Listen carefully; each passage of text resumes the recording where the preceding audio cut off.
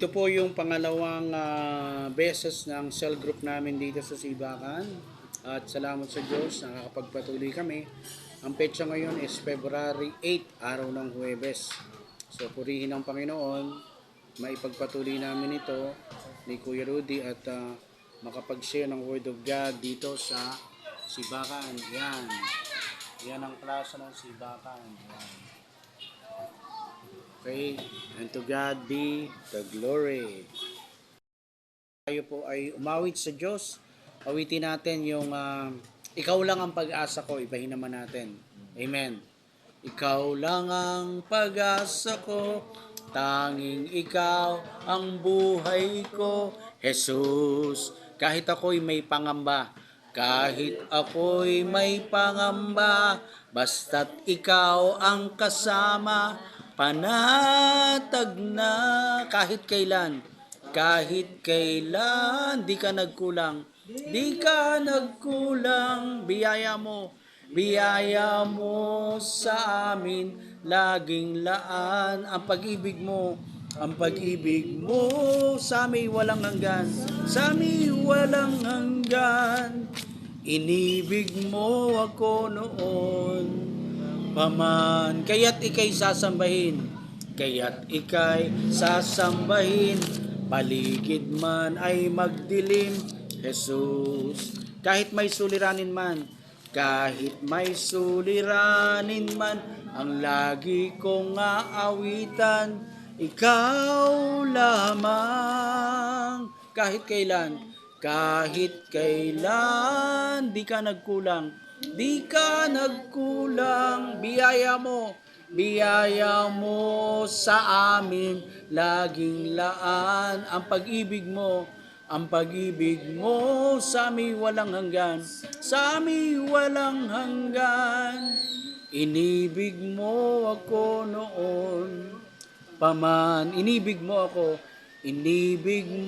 ako noon paman, for the last time, inibig mo ako noon paman. Palakpakan natin si Lord. Hallelujah. Prayer natin. Sige po, lakasan mo lang.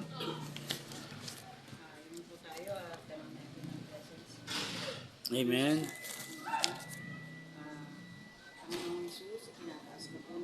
Yes, Lord. Amen.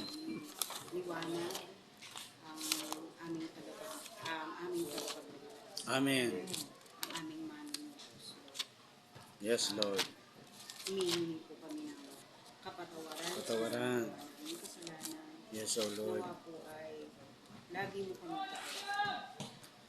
Amen. kaming gabayan upang hindi na kami makabalik dun sa mga bagay na Siya nga po. mali naming nagagawa. Siya nga po.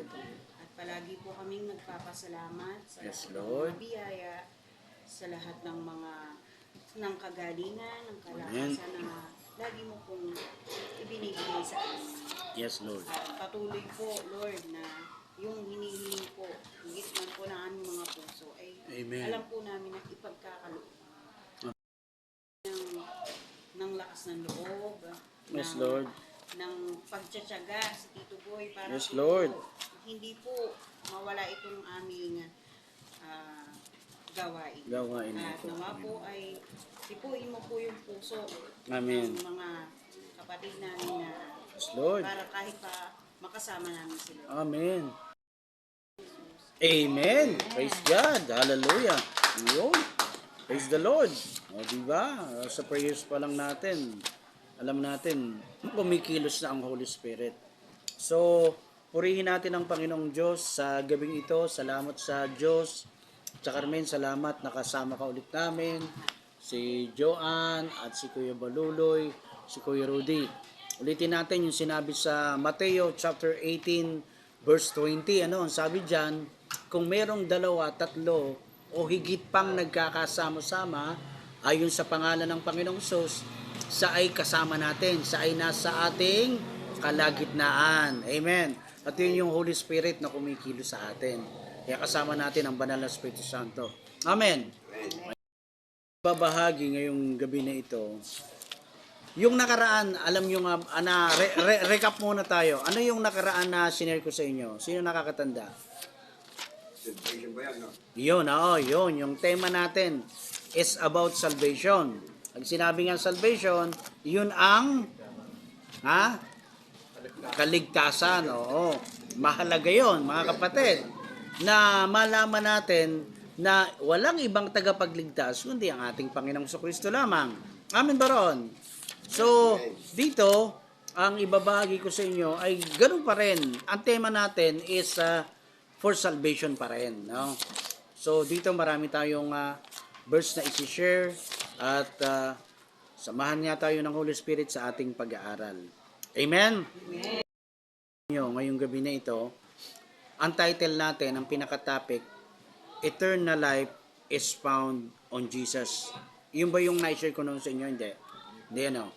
Eternal life is found in Jesus. Ang buhay na walang hanggan sa Carmen ay matatagpuan lamang sa ating Panginoong Jesus. No? Ang pinaka-teksto natin dyan, 1 John 5:11. Okay. Basahin natin ha. Papabasa ko kay Ate Joanne. Unang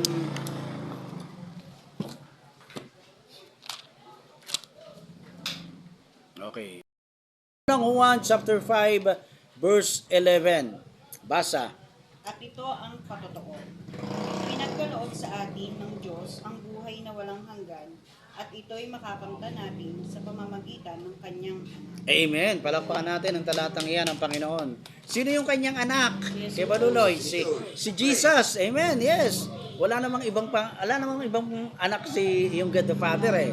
Si Jesus Christ lang. So kapag sinasabi rito, sa pamamagitan ng kanyang anak, bugtong na anak, the begotten Son, nag-iisang anak, walang iba kundi si Jesucristo. So, ang sino man na kay Kristo, may buhay na walang hanggan. Tandaan nyo yan. Pagka tayo ay nakikipag-isa na kay Lord, nagpapasakop tayo sa Kanya, at tinanggap na natin siya, tandaan nyo, meron na tayong eternal life. Ang kailangan lang natin, magpatuloy. Okay?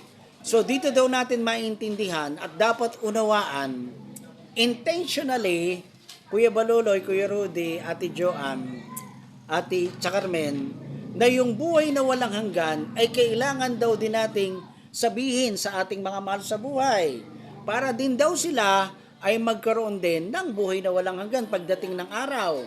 Kaya ang kaligtasan po ay ibinabahagi, hindi sinosolo. Sabi nga hindi kompleto ang pagiging Kristiyano mo kung hindi mo na ibabahagi ang kaligtasan mula kay Jesus. Amen. Kaya nga doon, sa binasa ni Ate Joanne, ipinagkaloob na sa atin yung eternal life sa pamamagitan ng kanyang anak na si Jesus. So, hindi daw siya makakamtan sa anumang mga, halimbawa, company, mga ganon, o sa mga iba't ibang denomination. Pag sinabing iba't ibang denomination, iba't ibang churches. No, yun yun. No? Hindi mo raw ito makakamtan sa grupo ng mga religion. Kayo, kahit sumama kayo sa JIL o sa Victory o sa anumang mga religion, hindi naman kayo maliligtas ng religion. Ang makapagliligtas sa atin, walang iba kundi ang ating tamang relasyon. Yung tamang relasyon natin kay Jesus. Kapag maganda at tama ang relasyon natin kay Lord, maliligtas tayo. Kaya kailangan nating laliman ang pakikipagrelasyon natin sa Panginoon. Amen ba, Rom? Amen. Ang tanong, paano natin mapapalalim ang relasyon natin kay Lord? Carmen, ikaw, paano mo mapapalalim pa yung relasyon mo sa Panginoon? Ano ang dapat mong gawin? Yung dadalo sa mga gano'n ko. Yes, sa mga Bible study. Tapos, saka sa simbahan. Sa dalo sa church. O, yun, dalawa na. Dalawang puntos na yung sinabi mo. Dapat isa lang. Okay. Ano-ano pa yung pwede mong gawin para yung relasyon mo kay Lord lumalim? Yung taimtim na pagdarasal natin. Taimtim na pagdarasal. Amen. Kasi yung pagdarasal natin, in anytime. Yes. Pagdating natin sa Ama. Yup. Amen. May mga ginagawa tayo, habang sumasakay tayo. Yes. Yan, ibig sabihin, yung buhay natin, isang napakalaking pasasalamat. Amen. Oh. Amen. Kaya kailangan lagi tayong nananalangin. Kasi kapag lagi tayong nananalangin, ang kausap natin, si Lord. Parang walang iniwan yan sa mag-asawa, di ba? Magkasama kayo sa bahay. Pag lagi kayong nag-uusap, lumalalim relationship nyo. Nagkakakilalan kayo, di ba? Amen. Kaya mahalaga sa atin yung lagi tayong nananalangin. Tulad ng sinabi mo, pagising ng umaga, manalangin ka na agad. Pagsasakay ka sa sasakyan, manalangin ka. Laging prayer. Amen. Jesus Christ. Pag pinag-aralan nyo yung Biblia, si Lord, mas mahaba yung oras niya sa prayers. Ang Google niya, kita nyo, anak na siya ng Diyos, pero nagpe-pray pa siya. Nagpe-pray siya sa God the Father. No? Tayo, nagpe-pray tayo sa Kanya. Kaya, kung ang prayer natin is gabi lang, umaga, kulang pa yon. Dapat dadamihan natin ang oras ng prayer natin. Halimbawa, napunta ka sa isang lugar, no? Medyo yumukhang ganon. Prayer ka kaagad, pray ka agad. Kasi ang prayer mahalaga sa buhay natin yan.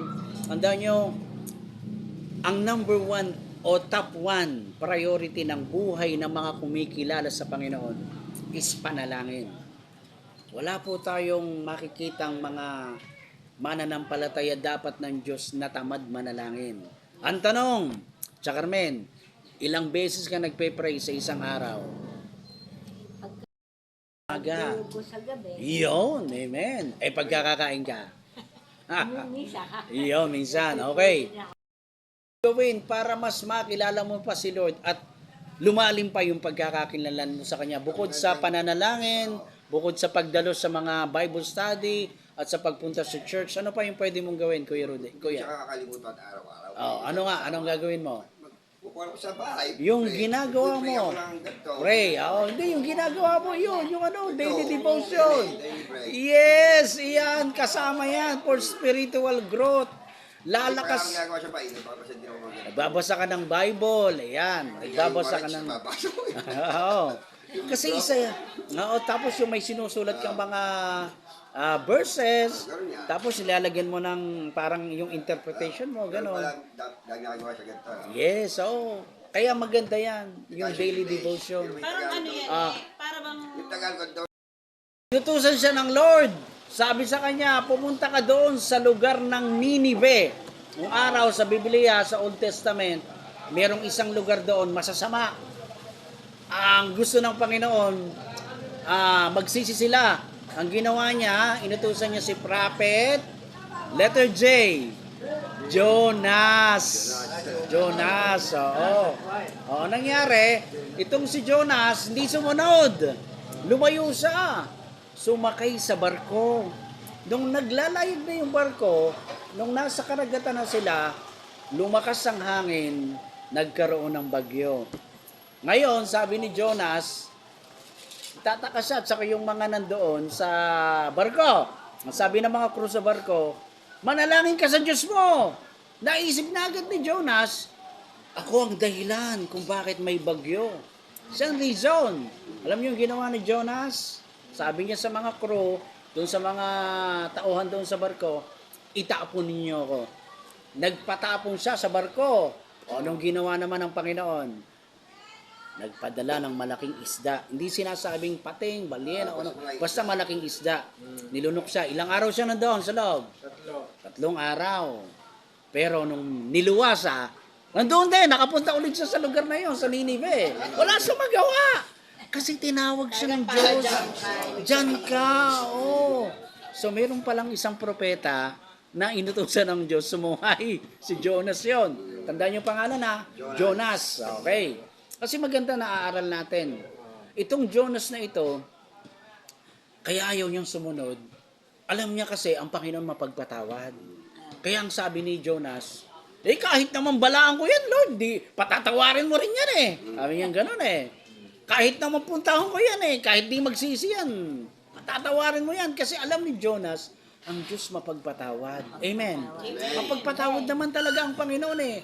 Kapag nagkasala tayo at nakita ng Panginoon ang puso natin na lubos ang ating pagsisisi, patatawarin tayo ng Diyos. Pero alam din ng Panginoon kung sinasamantala mo siya. Kung inaabuso mo yung kabaitan niya. Kaya wala tayong pwedeng itago sa Panginoon. Kaya wag tayong maging Wag tayong maging si Jonas, yung tinatawag ka na, ito katulad nito. Naniniwala kayo, tsaka Carmen, tinawag ka na ng Diyos. Pinili tayo ng Diyos. Ikaw, Joan, naniniwala ka doon. Ikaw, Kuya Baluloy. Amen. Kuya Rudy. Pinili na po tayo ng Panginoon. Tandaan nyo, sabi sa Bible, hindi tayo ang pumili sa Panginoon. Siya ang pumili sa atin. Kaya tsaka Carmen, mapalad tayo. Kasama tayo na pinili ng Panginoon para makarating sa kanyang kaharian. Amen? Walang pangalan si Lord. Hallelujah. Okay. Prayers mo na ikaw ay talagang humihingi ng kapatawaran sa Kanya, patatawarin ka niya. Kaya ano pa yung pwede nating gawin, Kuya Rudy? Bukod sa pagdalo sa Bible study, sa pananalangin, sa pagbabasa ng Biblia, ano pa yung pwede mong gawin para mas mapalalim pa ang ugnayan mo o yung relasyon mo kay Lord? Kuya Rudy, ano? Sabi nga doon eh. Saan? Sino ang pinakamalagang ano ang pinakamalagang utos ng Diyos? Sabi nga doon, Oo. mahalin mo ng Diyos ng buong puso, Oo. buong kaluluwa, buong espiritu. Oo. Kaya dapat hindi talaga mahalin natin ng buong Amen. kaluluwa. Buong puso at buong kaluluwa. Oo. Hindi lang sa puso. Hindi lang sa nguso. Oo. Talaga. Praise God. So, yun. So, dahil mamahalin mo si Lord, anong gagawin mo? Hindi na sumunod Sa kalooban niya. Amen. Yes. Huwag tayong susuway. Amen. Okay. Pagka hindi ka nananalangin, ikaw pala ay nagkakasala. Kaya, when you don't pray, sabi, pag hindi ka nagpe-pray, you committed sin. At kapag ka ikaw ay nagkasala, ibig sabihin noon, nag-disobey ka kay Lord. Kaya, kailangan nating gawin ay manalangin tayo. Lagi nating kakausapin si Lord. Lalo na kung sinasabi niyong, nakakilala na po ako kay Lord. Ang tanong, kung nakakilala ka kay Lord, nagpe-pray ka ba? Sumusunod ka ba sa kalooban niya? Dumadalo ka ba sa gawain? Amen, nandito tayo. Dumadalo tayo. Pero mayroon pa rin kulang, di ba? Hindi pa naman natin na perfect, di ba? Pero darating ang pagkakataon, tsaka Carmen, Joam, Kuya Baluloy, kami ni Kuya Rudy, how many years na kami magkasama sa pananampalataya at talagang hindi kami nag-absent pagdating ng linggo. Kahit anong mangyari, hindi kami nagpapadlang. Ang pagiging masunurin mo sa Diyos, isa sa sinabi niya rito sa Biblia, yung araw ng linggo. Kumandyon. No? Kumandyon, sabi ng Lord. Yung linggo ay para sa akin. Igalang ninyo yun. Pumunta kayo sa templo. At doon kasi ang gusto ng Diyos, nagsasama-sama tayo na nagpupuri sa Kanya. Exodus 20 yan eh. Oo, yun ang gusto ng Panginoon. Alright? Natin makikita sa grupo ng mga relihiyon yung kaligtasan. Kundi ito po'y makakamtan lang natin sa ating Panginoong Kristo. Yung kanyang pag-ibig sa atin na ginawa niya sa krus ng Kalbaryo, yun yung katubusan natin. At kailangan nating manampalataya at kumilala sa Kanya at magpatuloy upang pagdating ng takdang panahon, pag nawala tayo dito, Kuya Baluloy, tsaka Carmen, Joan, alam nyo na, Kuya Rudy, alam nyo na pupuntahan natin. Buhay na, walang hanggan. Kaya kailangan, lagi yung sasabihin sa Lord yung, Lord, gusto ko pong makarating sa buhay na walang hanggan sa kalangitan. Anong gagawin natin? Magpatuloy. Magpatuloy tayong humakbang patungo sa Panginoon. Amen? Amen. Basahin natin, Ate Joanne. Gawa chapter 4, verse 12. Ito, hanapin natin. Sa Kanya lamang matatagpuan ang kaligtasan sapagkat walang ibang pangalan sa buong daigdig na binigay ng Diyos sa mga tao. Amen. Upang tayo ay Maligtas. Palakpakan natin ang talatang iyan ng Panginoon. Nakita nyo. Kanino lang matatagpuan ang kaligtasan? Sa Kanya lang, kay Jesus Christ lang. Hindi ko kayo maliligtas sa Carmen. Kayong lahat. Ang magliligtas sa atin, yung tunay na relasyon natin kay Jesus. Kaya kung babalikan natin yung basic na pag-aaral ng Bible, maliligtas lang tayo sa tunay na relasyon natin sa Panginoon. Hindi yung religion. Ang religion, tulong lang sa atin yan.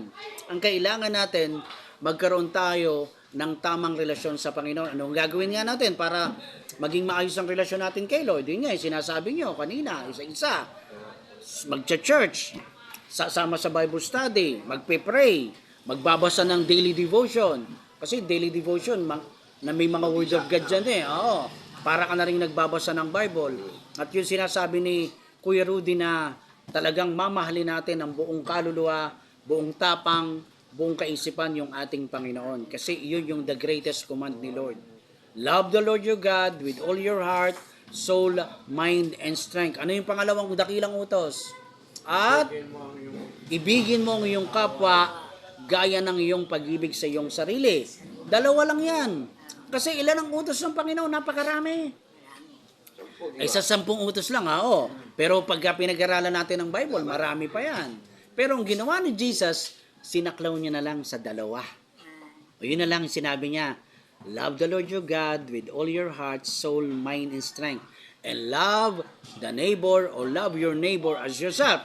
Ibig sabihin, Carmen, Joanne, Tia Baluloy, Kuya Rudy, pagka na gawa natin yon, tumutupad na tayo sa lahat ng kautusan ng Diyos.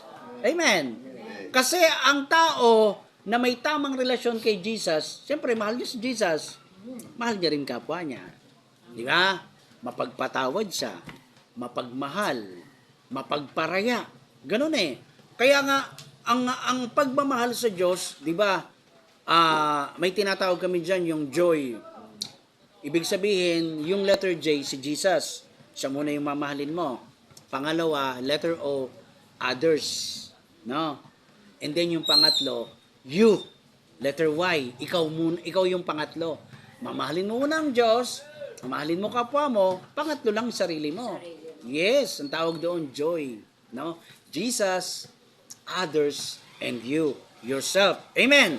So mga kapatid, wala nang iba pa na napakahalaga sa buhay natin, lalo na sa pamilya natin, yung magkaroon tayo ng buhay na walang hanggan.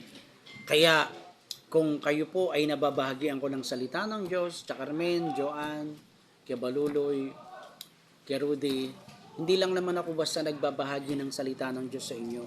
Ipinapanalangin ko kayo. Sa Diyos po ang kapurihan ipinapanalangin ko kayo. Noon pa man, nung nag-start tayo dyan, 2 years ago, sa inyo, Carmen, pinagpe-pray ko kayo, hindi kayo nawawala sa prayers ko. Pamilya mo, Carmen, pamilya ni Joanne, sa Diyos ang kapurihan kay Kia Baluloy, lagi ko siyang pinagpe-pray. And I thank the Lord, si Kia Baluloy, maski pa paano, nagre-response. Yun naman ang maganda, nagre-response, hindi yung talagang totally walang pakialam, no? Kasi, ito na tayo. Praise the Lord. Intentional, kailangan nating isabihin sa magulang natin, sa asawa natin, sa mga anak natin, sa kapitbahay natin, kaibigan natin, na merong tagapagligtas at walang iba kundi si Jesus. Kailangan din nilang makilala si Jesus. Very clear na sinasabi sa Bible, ipinagkakaloob sa lahat ng mga tumanggap kay Jesus yung buhay na walang hanggan. Kapag hindi ka tumanggap kay Lord, wala kang buhay na walang hanggan. Wala kang buhay na ipagkakaloob ng Panginoon kapag hindi mo siya tinanggap sa puso mo. Paano natin makakamit ito? Tanong, mga kapatid, paano makakamtan ng tao ang buhay na walang hanggan? Anong gagawin? Kilalanin si Jesus. Tanggapin siya as Lord and Savior. At anong paggagawin pag tinanggap na? Mananatili ka lang ba sa pagtanggap? Anong gagawin? Humayo kaya tapos ipahayag yung salita. Hindi, ano ka muna? Kasi pag tumanggap muna, hindi mo pa kayang humayo. Kailangan mag-aral ka muna, magpatuloy ka muna, at magbasa ka ng Biblia. No? Yung paghayo kasi, yun ay ginagawa nung ika nga tinatawag na matured na. No? Yung may alam, no? Yung nakakaalam na ng salita ng Lord. Kaya mahirap humayo na yung salvation hindi mo kayang ituro. Di ba? O kaya naman sa biyaya ng Diyos, Dahil meron po akong natututunan sa biyaya ng Panginoon, yung salvation na ito ay ito ang unang dapat ituro sa mga unang tumatanggap kay Kristo para mas lubos niyong maunawaan yung tunay na kaligtasan sa Carmen. Joan, amen? Naintindihan niyo po? Amen. So, hindi natin dapat daw binabaliwala ang kaligtasan na ibahagi sa ating kapwa. Importante ito, kaya nga ini-invite ko kayo dito at kung may pagkakataon ka Joan, yan, kay Baluloy, pwede pa rin kayong mag-invite para madagdagan tayo. Kasi ang panalangin ko, lumago tayo dito, pero siyempre step by step yan. Hindi naman pwedeng sandali marami agad, di ba? Ang gagawin, tiyagaan. Kaya nagtsatsaga ako sa biyaya ng Panginoon, tiyatsaga kami ni Kuya Rudy. Kahit tayo lang, at least nakakapagpatuloy tayo, di ba? Ang may hirap, yung pag dumating na yung pagkakataon na, eto na si Lord. Nako, kita nyo na yung mga tao. Nagdidiliryo na yan, nagkakagulo na. Hindi nila alam. At tayo, alam na natin. Hindi na alam ang gagawin nila. Magugunaw na yung mundo. Hindi na magugunaw. Magkakaroon ng rapture. Pag nagkaroon ng rapture, makikita mo, halimbawa, sa Carmen, ito, halimbawa, nandito tayo, no? Naggagawain tayo. In a blink of an eye, pagdilat ng mata mo, nandoon ka na sa alapaap. Nandiyan ka na sa alapaap. Napanood ko yun eh. Oo. Nag-share sa Facebook. Yes, oo, maganda yun. Tayo at saka maganda rin may tanungan din tayo. Kasi ang Bible study, ganito yun bigyan ko kayo ng idea. Ako tumatayo sa pulpito, nagpipreach ako. Sabi nga, ang ano daw ang kaibahan ng preaching sa teaching. Ito, katulad ng ginagawa ko sa inyo ngayon. Teaching ang ginagawa ko na ito. Nagtuturo ako sa inyo. When I preach, I shout. Ibig sabihin, pag nasa pulpito ako, pag nagpipreach ako, sumisigaw ako. When I teach, I talk. Hindi ako sumisigaw.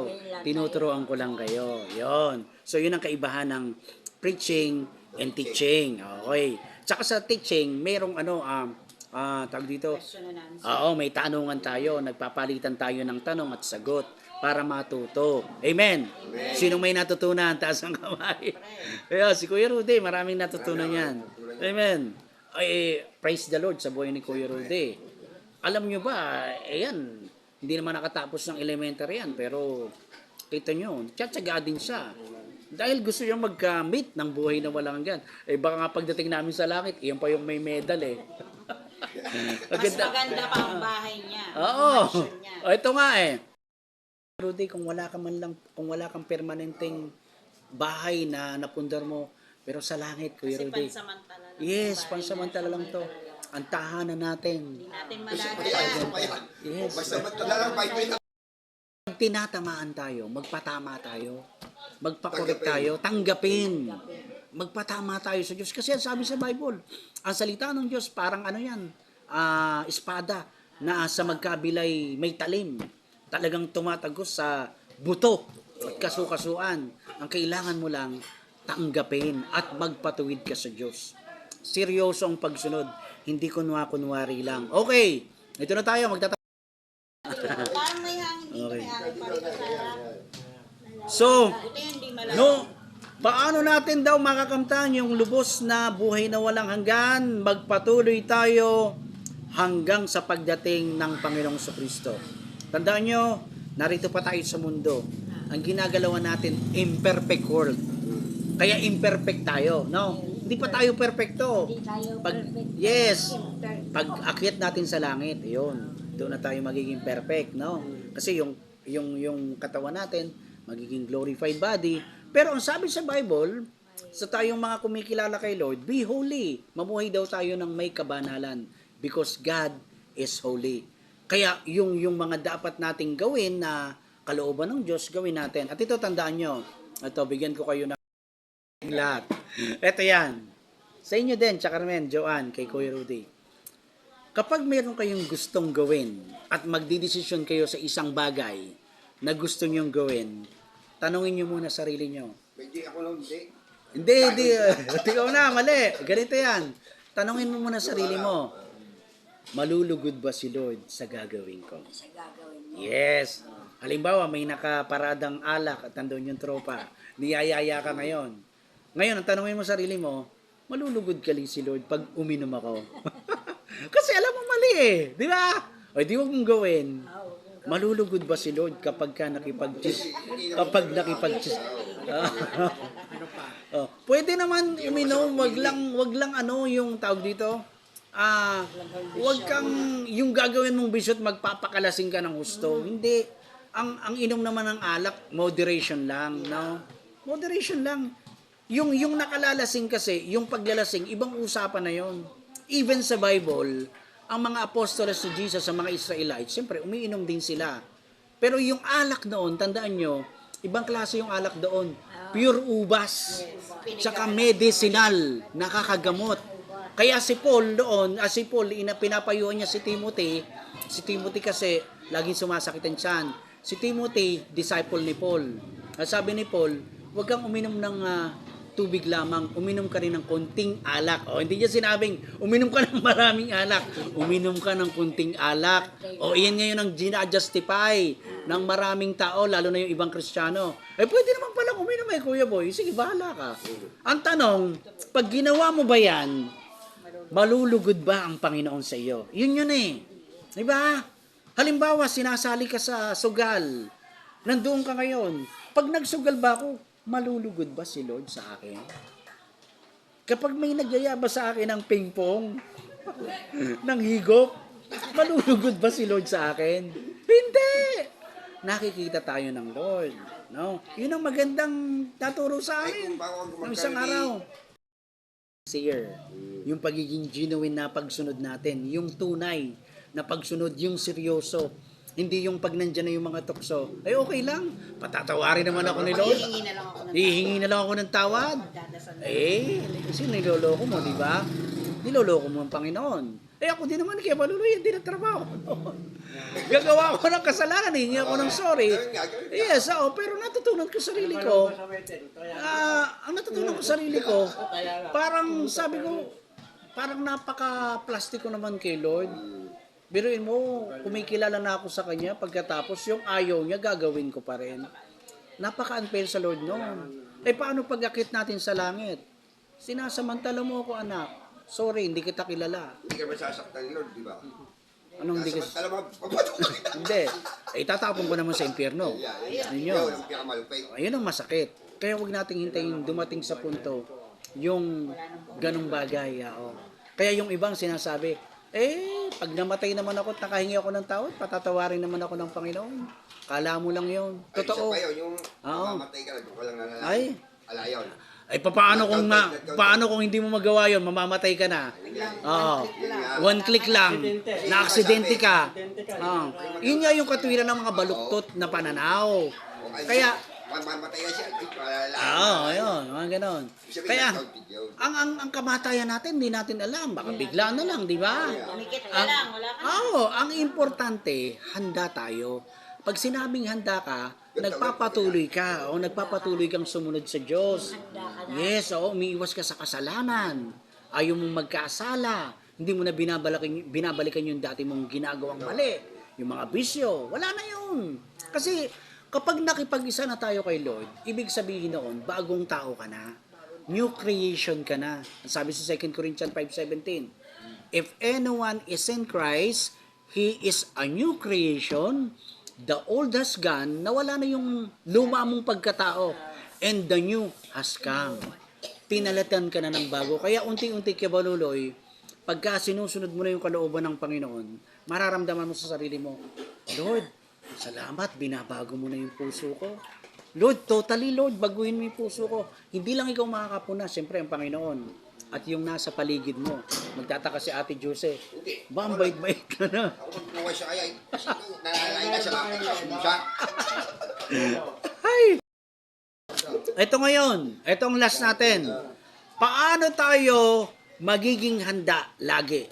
Paano natin paghahandaan kung sakaling dumating na nga ang Lord? Paano natin talaga lubos sa makakamtan ang buhay na walang hanggan? Una, ito yung points natin. Deny ungodliness. Tanggihan daw yung mga kasamaan. Yung mga inihahain ni Satanas. Kailangan tumanggi ka na dyan. Iwasan mo yan. Huwag ka nang matukso. Huwag ka nang magpapatukso sa mga gawaing mga mundo, mga bisyo. Number 1 yun, deny ungodliness. Pangalawa, deny worldly lust. Ano ibig sabihin nun? Tatanggihan mo na yung mga makamundong pagnanasa. Ano ba yun? Pag-iinom, paglalasing, pagja-drugs, pagbababae, panonood ng mga pornografiyang malalaswa, yan, pagmumura, pagchichismis, paninirang puri, yan, baka kasama pa kayo sa Marites Club, tsaka Carmen, umalis ka na dyan. Baka kasama ka pa, nakianib ka pa sa Marisol Club, nako, umalis ka na dyan. Amen. Okay. Kailangan natin gawin para lagi tayong ready. Live soberly o live soberly. Ano ibig sabihin nun? Mamuhay ng matino. Mamuhay tayo ng matino, hindi pasaway. Hindi matigas ang ulo. Number 4, live righteously. Mamuhay tayo ng matuwid. Yung naaayon sa kalooban ng Diyos.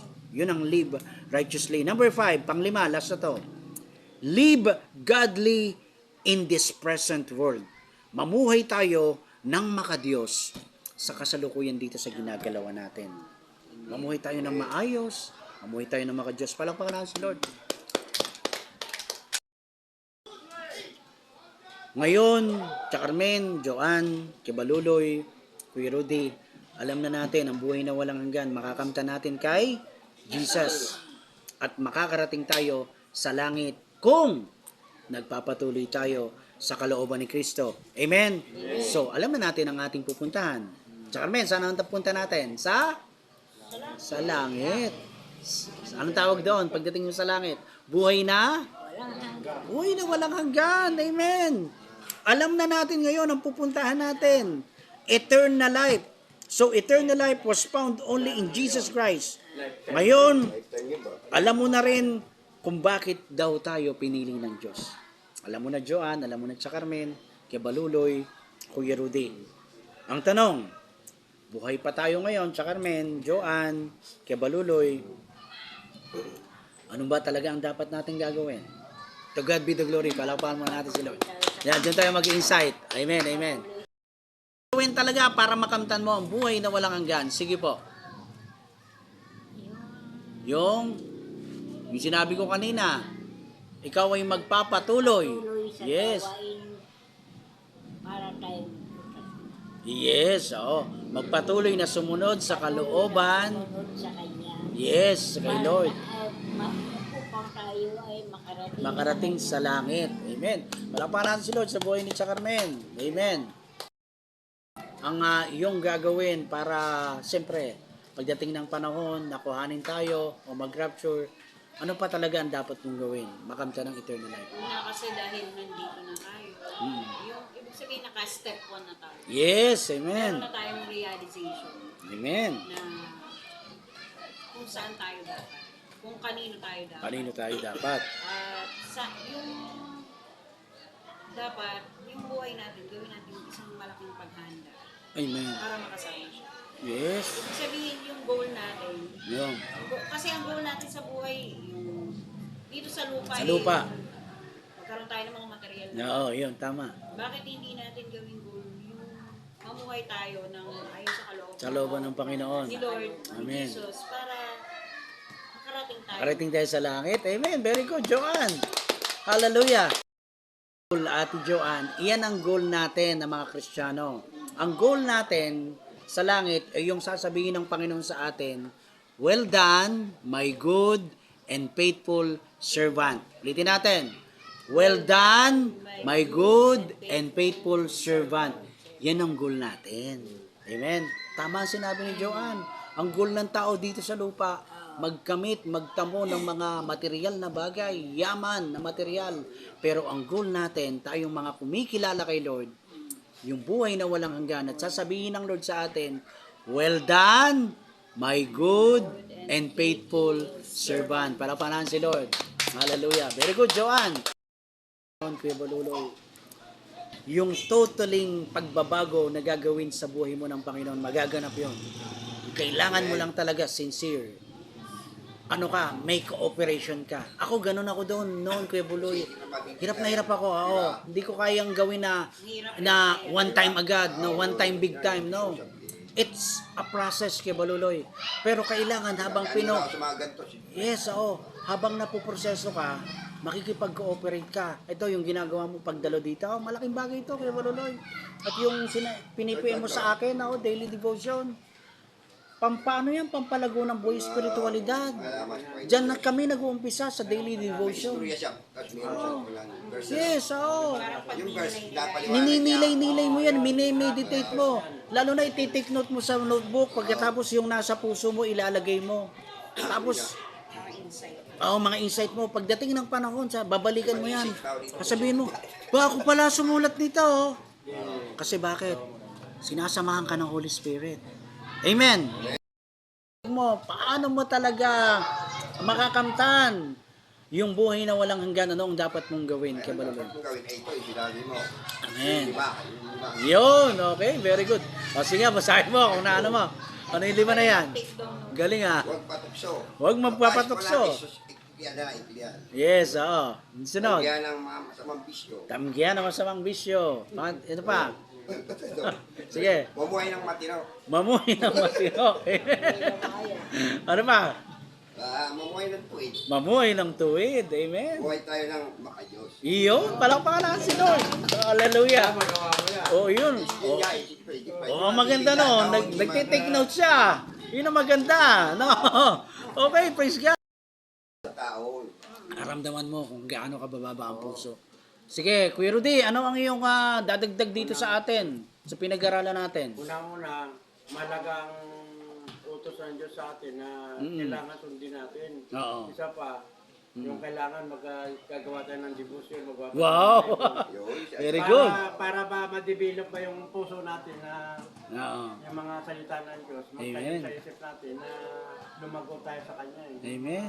Ikaw na mismo ang gagawa. Papapapit daw. Oo. Hindi yung kung ano-anong naisip natin, barkada doon, inom doon. Hindi, yung sasalibutan natin. Amen. Yung gawain natin ito para sa Amen. Panginoon. Hallelujah. Yun ang gagawin natin. Amen. Amen. To God be the glory. Palakpakan sa Lord sa buhay niyo. Mga kapatid. Alright. Okay. Dakilang Diyos, Ama naming makapangyarihan sa lahat, kami po ay nagpapasalamat sa iyo, Panginoong Diyos, dahil sa muli na pangalawang beses po na aming pong sa cell group dito po sa lumang bahay po namin sa Sibakan. Salamat Lord na ipagpapatuloy po namin at dalangin ko po Lord na magawa po namin ito ni Kuya Rudy na lagi kaming magkaroon kahit 2 beses ang buwan ng aking mga kamag-anakan, ng aking mga pinsan, ng aming tiyahin, Lord God, ng aking pamangkin sa pinsan. Panginoong Sus, dinadalain ko po sa iyo, ang tsakarmi namin, bigyan mo siya, Lord, ng malakas pangatawan at mahabang buhay.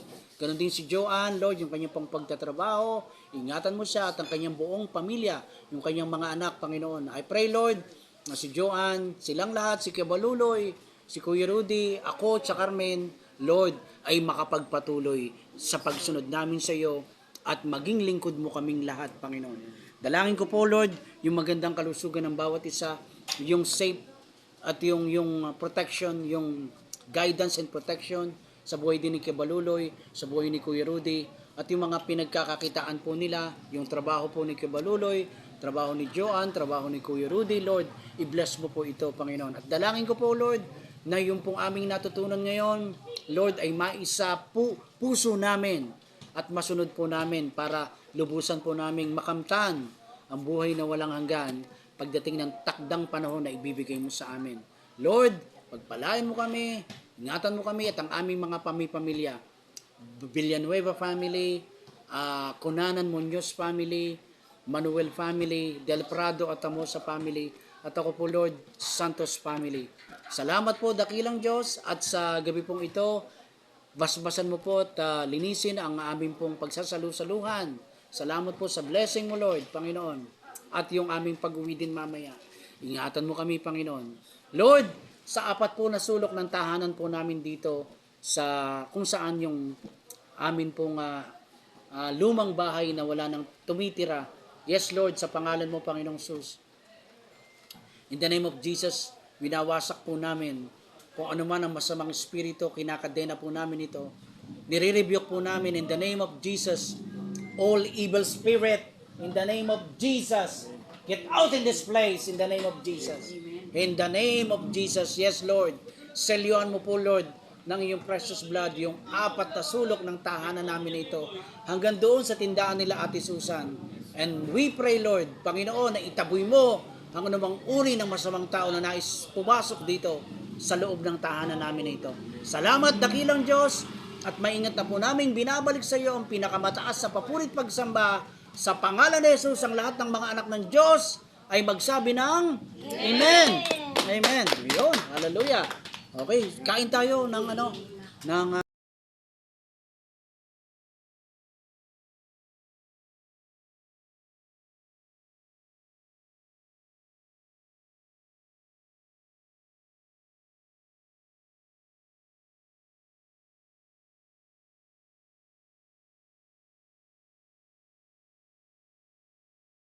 God be the glory. Hallelujah. Praise the Lord. Salamat sa amen. Ay na, stop mo na!